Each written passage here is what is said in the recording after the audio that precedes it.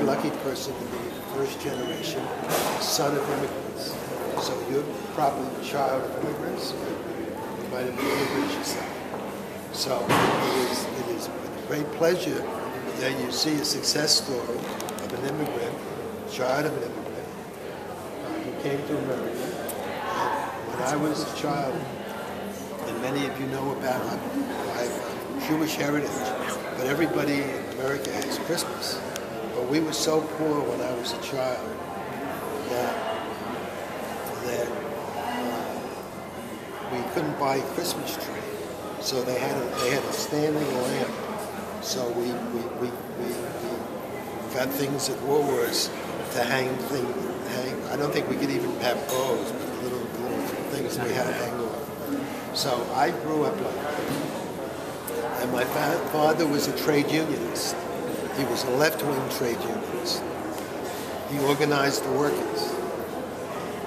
And I used to sing to my mother and father, the working class could kiss my ass. I got my foreman's job at last and became a capitalist. I made this.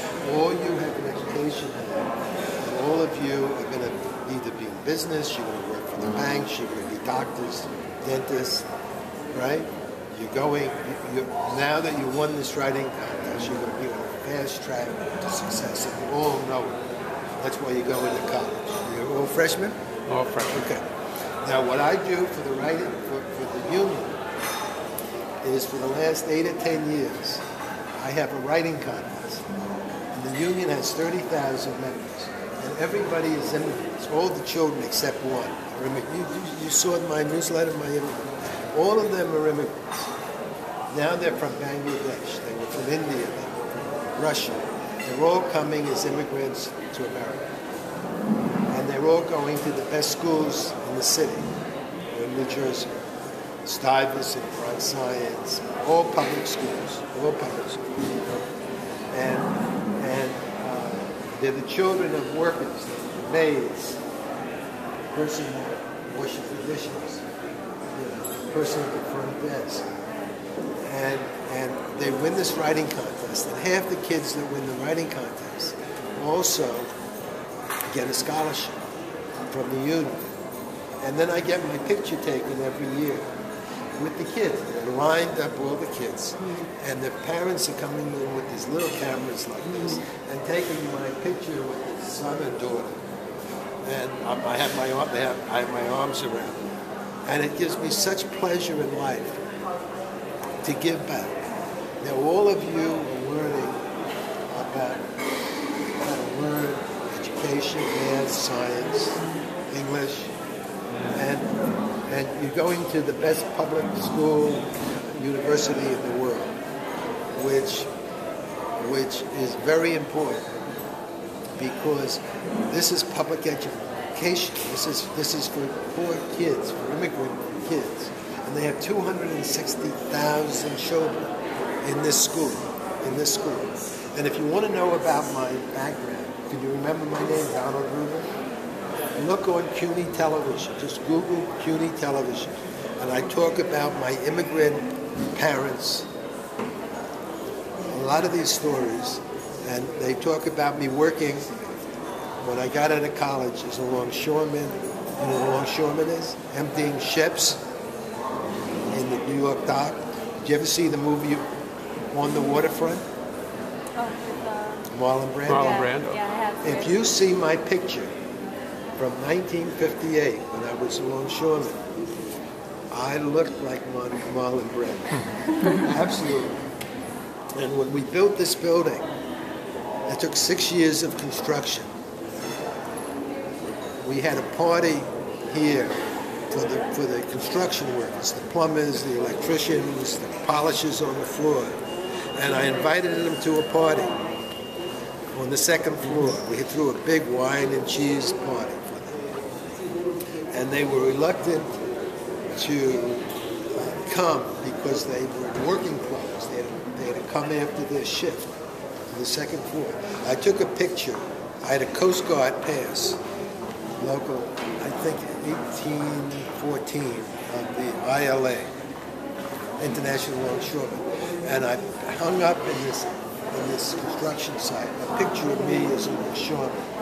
And then I made a speech about how I was a longshoreman and I looked like them, and I was uneducated, and I just wanted them to feel that they could come to a party looking and dressing and smelling as they look and dressed. But one of the last things I want to say